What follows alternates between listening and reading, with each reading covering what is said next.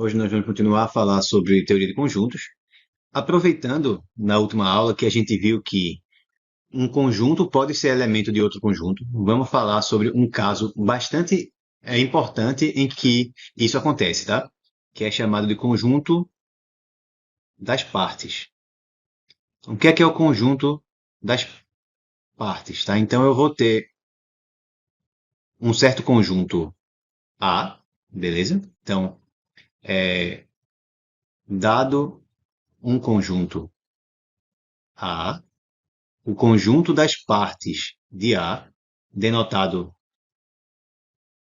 por P de A, tá? Então, o conjunto das partes de A, que a gente denota como P de A, dessa forma, é o conjunto de todos os subconjuntos de A, certo?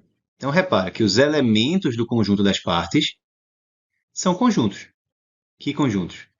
Os subconjuntos de A, tá bom? Então, não tem realmente problema nenhum que um conjunto tenha como elementos outros conjuntos. Para a gente falar melhor, para a gente entender melhor o que é que está acontecendo, vamos ver um exemplo. Então, digamos que o conjunto A da gente seja o conjunto cujos elementos sejam um e 2. Então, nesse caso, quais são os elementos do conjunto das partes de A? Quais que são os subconjuntos de A? Então, a gente tem que ver. Ó, A tem dois elementos, né? A tem dois elementos. Tem o elemento um e o elemento 2. Se eu for considerar algum subconjunto de A, esse subconjunto pode ter dois elementos, que seria o A inteiro, né? Lembra que uma das propriedades que a gente viu é que o conjunto é sempre subconjunto dele mesmo, tá certo? Isso aí, naturalmente, né? Qual é que é a definição de ser subconjunto? É que todos os elementos do conjunto A sejam elementos também do conjunto B. Quando isso acontece, eu falo que A é um subconjunto de B. Então é claro que o conjunto é sempre subconjunto, certo, de si mesmo. Ele também pode ter subconjuntos com apenas um elemento, seria o conjunto contendo apenas o 1 e o conjunto contendo apenas o 2. E tem mais um subconjunto ainda, que é o conjunto vazio, né? Lembra que a gente também viu que o conjunto vazio sempre é subconjunto do conjunto que a gente quiser. Qualquer conjunto sempre tem o conjunto vazio, certo? Como subconjunto. Então a gente teria os seguintes elementos para o conjunto das partes de A. O subconjunto que não tem elementos, que é o vazio. Os dois subconjuntos com apenas um elemento, que é o conjunto formado só pelo 1, e o conjunto formado somente pelo 2, certo? E o conjunto formado pelos dois elementos de A, 1 e 2, que é o A, né? Que é o próprio A, certo? Então, esse que é o conjunto das partes de A. Esses são todos os subconjuntos que A tem. O subconjunto que não tem nenhum elemento, vazio, que sempre está, né? Que sempre está no conjunto das partes de qualquer conjunto. Os dois subconjuntos com apenas um elemento e o subconjunto com dois elementos. E isso esgota as possibilidades, por quê? Porque A só tem dois elementos. Vamos ver outra situação aqui. Digamos que B seja um conjunto com três elementos. Então vamos colocar A, B e C como sendo os elementos do conjunto B. Então quem que é o conjunto das partes nesse caso? O conjunto das partes de B é o conjunto formado por todos os seus subconjuntos. Então eu vou olhar, ó. B tem três elementos, né? Então eu posso ter subconjuntos com nenhum elemento, que é o vazio, só tem um. Subconjuntos com apenas um elemento, aí eu posso ter apenas o A, posso ter apenas o B, posso ter apenas o C, certo?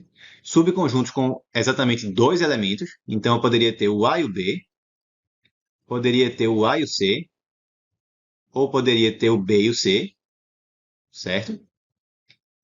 E finalmente um subconjunto com três elementos. Como o B só tem três elementos, então esse subconjunto é, seria o próprio conjunto, seria o próprio B, né? Tá certo? Então, observa aqui, primeiro, que não faz diferença a gente colocar o conjunto A, B, ou o conjunto com B inicialmente e A depois, porque a gente viu que a ordem não importa.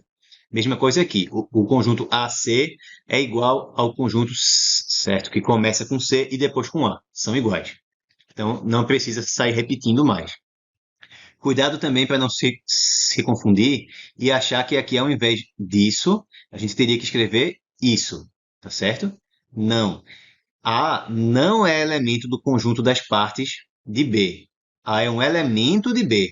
Os elementos do conjunto das partes de B são subconjuntos do conjunto B. Então, isso aqui não é subconjunto disso. Isso é um elemento. Quem é subconjunto desse conjunto B é isso aqui, tá certo? É o conjunto contendo apenas o A. Então, deixa eu até tirar isso aqui da tela para ninguém se confundir, tá bom? Então, tem uma propriedade importante aqui, que é útil em algumas situações. Vê só, o A tem dois elementos, né? Quantos elementos tem um conjunto das partes de A? Um, dois, três, quatro. O B aqui tem três elementos. Quantos elementos tem um conjunto das partes de B? Um, dois, três, quatro, cinco, seis, sete, oito. Quando eu tinha dois elementos, tinha, tinha quatro subconjuntos, 2 ao quadrado.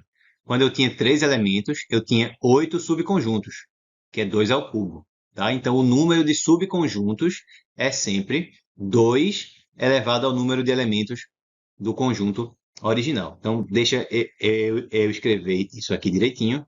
Então, se A tem n elementos, certo? Então,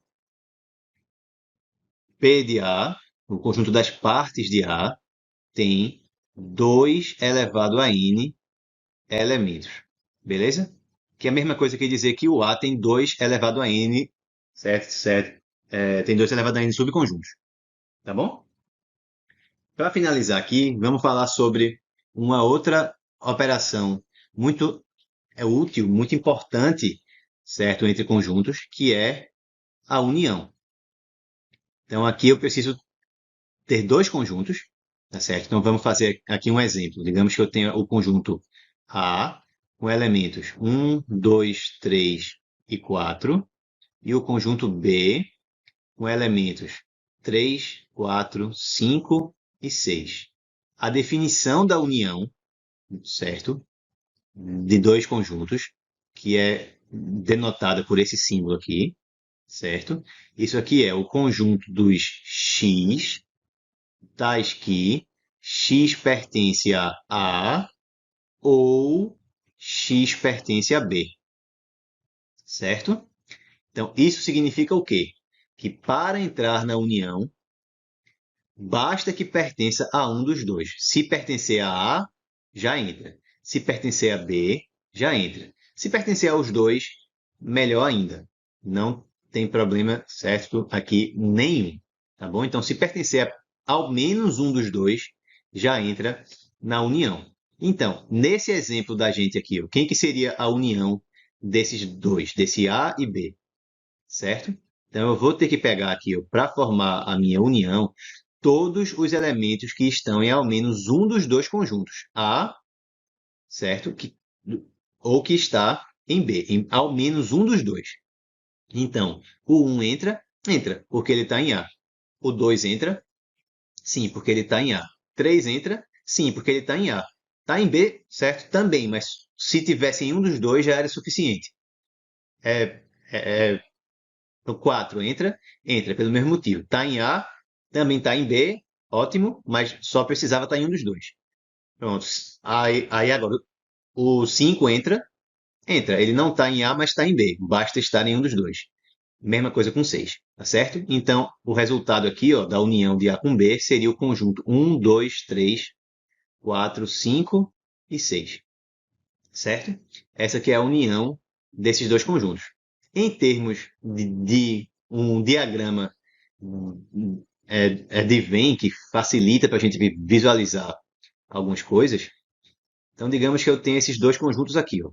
Esse da esquerda, digamos que é o conjunto A, esse da direita, digamos que é o conjunto B.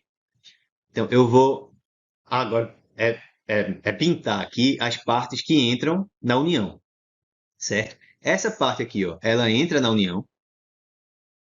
Ela entra. Quem está aqui é quem está apenas em A, certo?